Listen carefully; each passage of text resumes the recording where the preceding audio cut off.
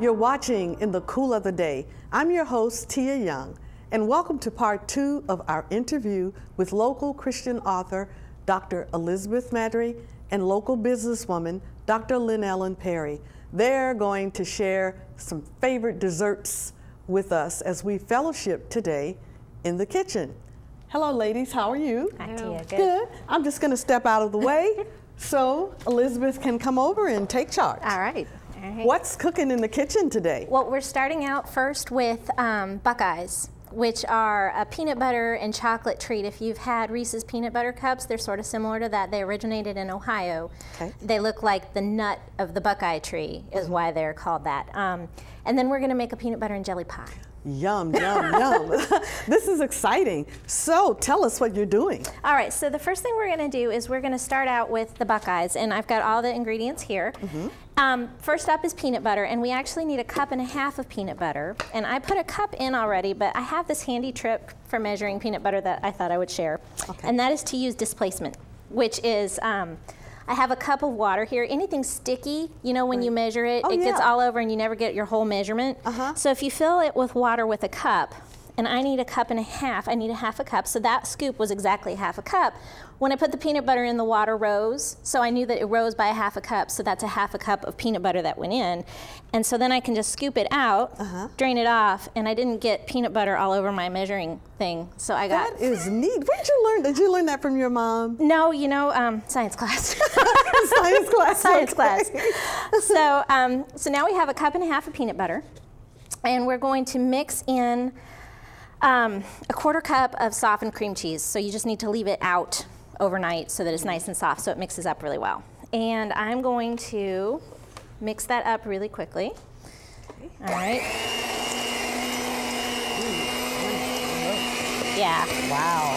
You know, peanut butter is one of my favorite pastimes. I love peanut butter. Is peanut butter a pastime? Yeah, it is. Okay. It's a pastime for me. All right, so now what we add is we add 10 tablespoons of butter, so not low fat at all. This is a real thing. Yeah. Okay. 10 tablespoons of butter, softened. Again, leave it out. And that's the trash can. And let's go ahead and mix that up too.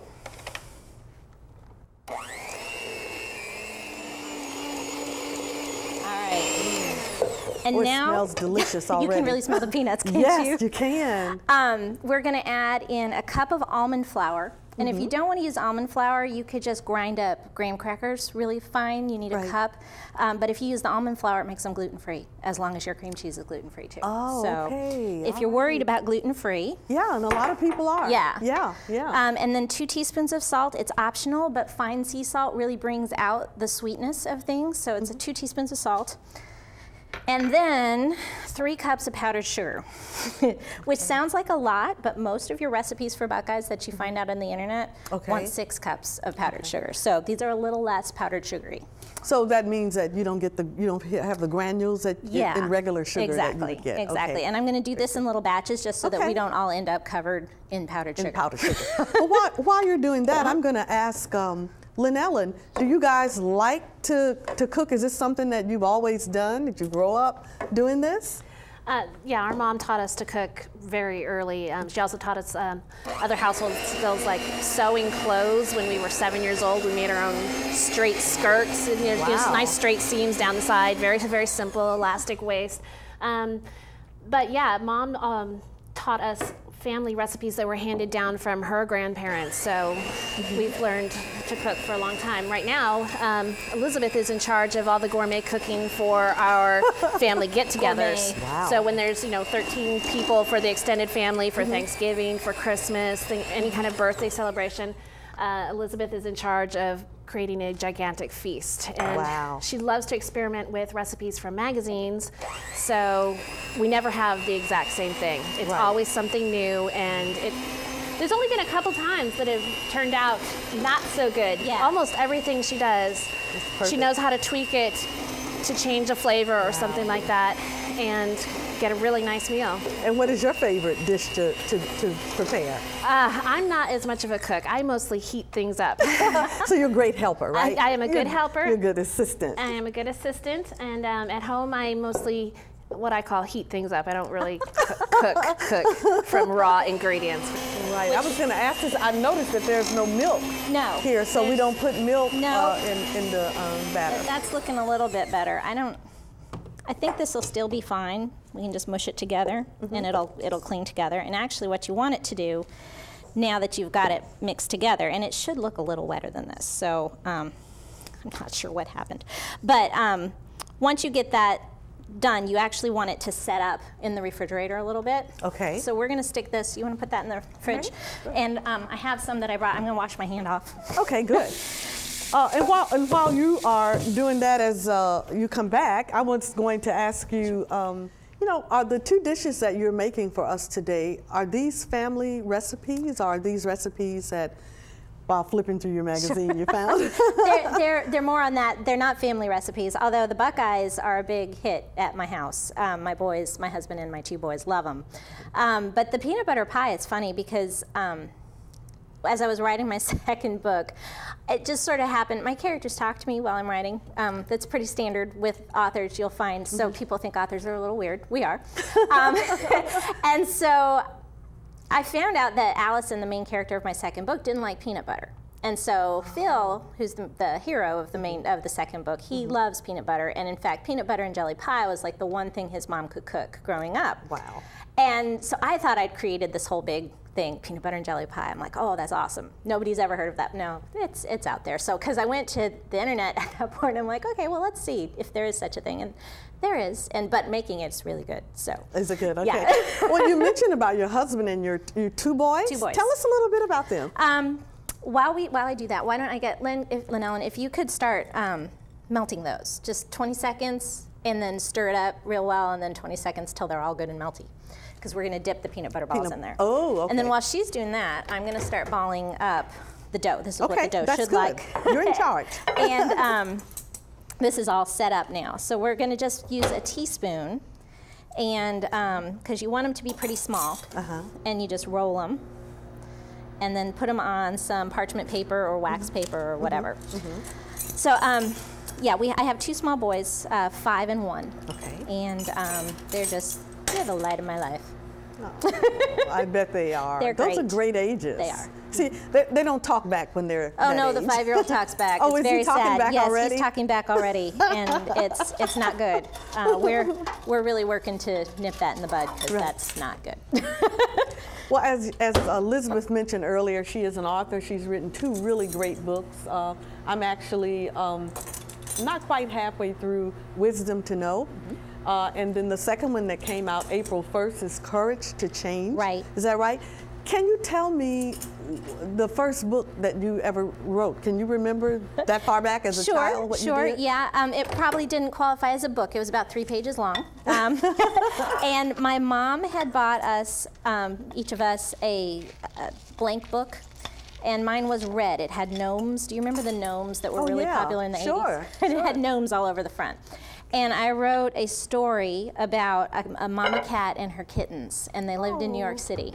And all of the kittens wanted to just stay at home and be with mama cat, except for the littlest one, who was creatively named Baby Cat.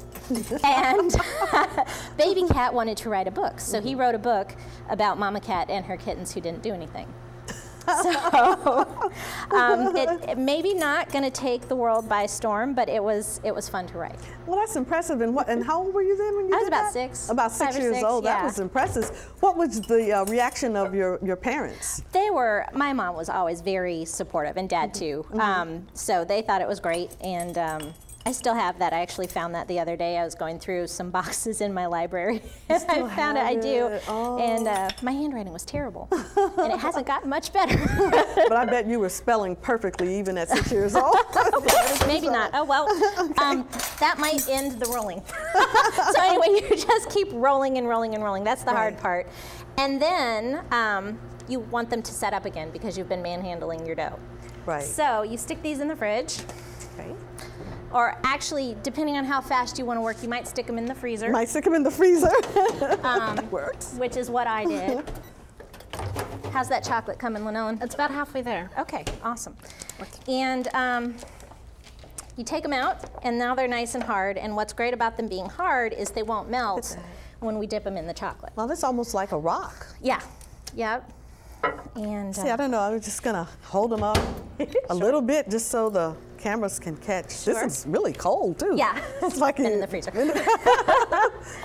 So when the chocolate's ready, what we're gonna do is we're gonna stick them with a skewer, because you don't want to stick your fingers in the chocolate and get all chocolatey. Yeah. And we're gonna just swirl them around so that they get coated, and we leave a little tiny piece around the top brown so that it has the buckeye look. That's what the tree, the nut looks like. That's where the buckeye comes from. Is the nut of that tree is dark brown with a little bit of light brown around the top. So that's why they call them buckeyes. Is that ready? Oh, perfect. Yeah. And you know, it's really really easy watching you. I don't know if it's because you just got it down to a science. It is very easy. Seems like a really easy. So look at that chocolate. Yeah. Oh, and these are dark chocolate chips. You can use milk chocolate, but I mean, let me just hold this up a little bit. So, yeah. Why wouldn't you use this dark is chocolate? to die for. Look at this. And so I feel like I could just eat this by itself. Just chocolate fondue. Yes, yes, indeed. So you just dip and swirl, and you can let these set up for just a second, and then you can try one. And you're supposed to go back over top and smooth out the little pokey hole that you made with your skewer. I never managed to remember to do that, but it's good. I figure I'm not selling them, so my family doesn't care if they have a hole in the top. Well, tell me a little bit about some of the book signings that you've done. You know, I haven't done any book signings. You haven't done any yet? No. Wow.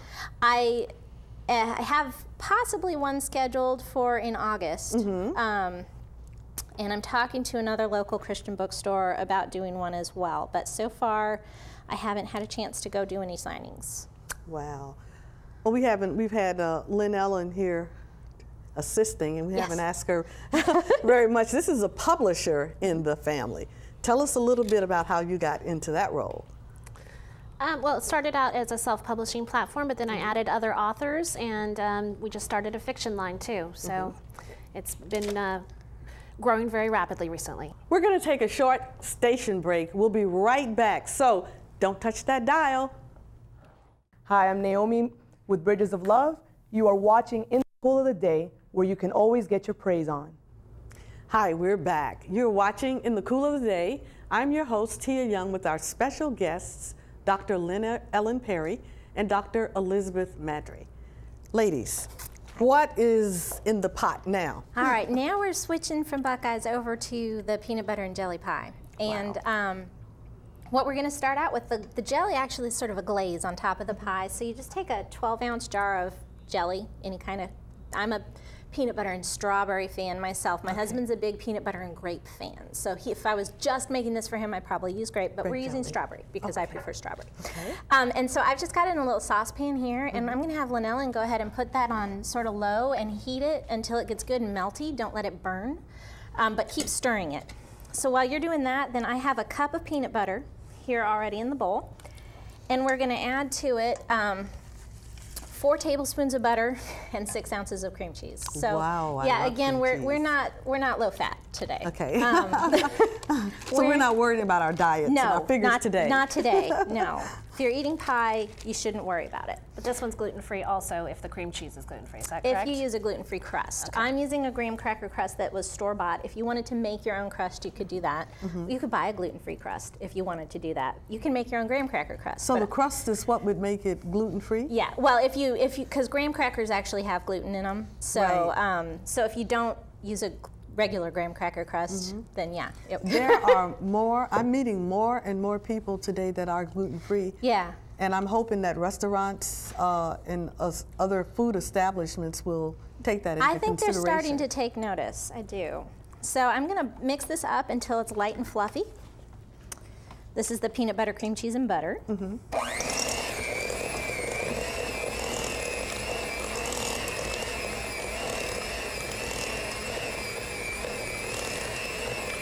And again, I noticed that you're not using any milk or any water or anything like that. No, it doesn't need really any liquid. It gets enough from the cream cheese and stuff, I guess. We do use a little vanilla in this one, so there's a little bit of extra moisture, but it's a teaspoon. So that's not bad. And we have 3/4 cup of powdered sugar that we're going to add in now, along with our teaspoon of vanilla. And I just eyeball vanilla. I've never really been a measure the vanilla kind of person. I just kind of eyeball it. So The way I was taught, a pinch of this, a pinch of that, and just kind of. We never used measuring spoons or cups in the old days. Okay, yeah. A pinch of this and a pinch of that.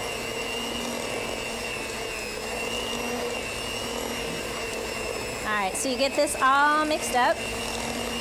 How's that jelly coming? It's almost there. Okay.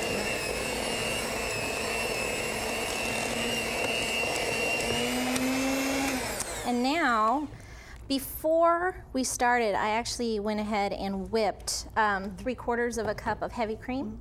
Can we show what the texture looks Sure, like? Just kind of hold up a little bit. This one so we can see. Looks sort of like peanut butter cookie dough, Yeah. if you've made peanut butter cookies. Right. And then this actually does have cream. I just remembered as I was looking at my instructions. Oh, you do have a little bit Yeah, of. we have 3/4 of a cup of heavy cream that I Okay. whipped earlier just to save us a step Right. and a little bit of listening to the beater go. Right. And so we're gonna fold this in. Now, how many cups is that? 3/4 of a cup. 3/4 of a cup. Okay. And I over whipped this just a little bit. You want to whip it till it holds soft peaks, and mine is a little overdone, but that's okay. So this is just not buying a can of whipping cream and You could know, you could buy a tub of Cool Whip and could, just Cool Whip. fold that 3/4 of a cup of that in. But we're doing the real thing today, Yes, so yeah. we want real whipping cream and real Right. butter and real sugar. Because I didn't sweeten the cream when I whipped it at all, so it's just if you bought Cool Whip, it usually has some sugar added to it. It's sweeter. So you're gonna fold this in until it's well mixed. And you whipped it till soft peaks. I went ahead and whipped mine a little harder because I knew it was gonna sit in the fridge and loosen up some. And then once you get it all combined, you just scrape it into your pie shell. Wow, that didn't take long at all. No, it's very, very quick. Well, Lynellen, you're a publisher, and have you ever thought about teaching that to others? What would you say to folks out there who have writings that they want to submit? There are a lot of really good resources on the internet and some very good books too that have been published about teaching people how to self-publish when they're just interested in getting their own work done and they don't want to work with any kind of publisher who would take part of their profit, of course. Right. So there's a lot of really good information about self-publishing out there on the internet. When you want to become a more traditional type of publisher and publish authors besides yourself, then yeah, there's a little bit more work and research involved. You're going to need a more formal corporate structure. Right. You're going to need a lot, maybe some more skills of editing, cover art, marketing. You know, there's possibly a lot more things you have to learn that you can obviously easily freelance out to subcontractors. But I've found that one of the harder things about being a publisher of other people's work is finding authors that have the right fit for my publishing house's mission. They're writing the right kinds of things that I want to publish. Right. I get, just like every publisher, I get a ton of submissions that are not something I would want to publish. Right. You know, they are not a good fit for what I'm looking for. Is that letter hard? Is that rejection letter hard to write? It really is. And one thing we found recently is that writing a rejection letter is actually getting more rare. These days, a lot of companies just, if they don't want you, they just ignore you. You don't get any kind of email or really? anything, just silence. That's rude. Yeah, they At put least I on- was taught that way, that's rude. They put on their website, if you haven't heard from us in 6 to 8 weeks, we're Assume not interested. that we're not interested. They don't, do they return your work back? No. No, nothing you Wow. submit. At least now, most of your submissions are electronic, so you're not really losing anything like when you used to have to print it out and bundle it up and ship it off. Ship it off. How's that doing? I think it is ready. It does look ready. All right, so while you guys were talking, I took our pie that I'd spread it out on, and it needs to set up for another 30 minutes or so before you put the glaze on. So this is our preset pie. Good. And yep, this is perfect. So you've got just your jelly is all sort of melted, but Without not becoming too fluid. It's not liquid, exactly. And this is our pie that's been set up in the fridge. And you're just gonna glaze the pie. Kind of like spreading on a cake. Wow. Yeah, It yeah. is. Or like if you do a layer cake, you know, and sometimes you'll put jam or something between the layers, it's that sort of same liquidy process.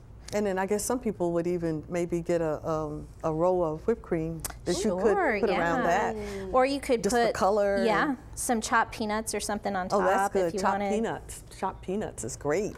All right, and so then that's ready to go. So we can actually take a bite of this, and you can have a buckeye too. And I'll get out. Oh, I'm so excited. This is absolutely my weakness is desserts. I can do very well with dieting, except if you offer me a bowl of ice cream or cake or candy. Ice cream. I just have the hardest time. Ice cream is my thing. I want ice cream anytime. Doesn't matter if it's cold outside. I still want ice cream. Now, I'm learning from you there about cutting a pie. When I cut pies and cakes, it's like they've been murdered. So I saw you take that knife and go straight down the center. Yep. And then, so you cut it in 4? I cut it in quarters, and then I just first. keep cutting it sort of each quarter in half. Wow. I've learned something. Ladies, this looks scrumptious. Let's eat. Exactly, this is the best part. Try this and see what. Yum, yum. It's really fluffy. This is good.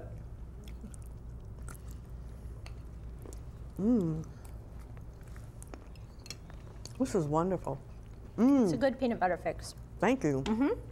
Wow. Well, our time is up.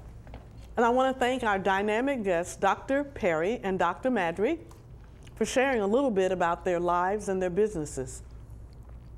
We also want to thank them for their chocolate peanut butter pie and the Buckeyes. I think we ought to invite Dr. Maddrey and Dr. Perry back to the studio real soon. How about it, ladies? Sounds great. Sounds We'd good. love to have you. If you have any questions or comments about the show, please email me at inthecooloftheday2013@gmail.com. If you have any questions for Dr. Maddrey or Dr. Perry, please take note of their information on your television screen as it scrolls. Thank you for watching In the Cool of the Day, and we will see you real soon. Say bye-bye, ladies. Bye. Bye-bye.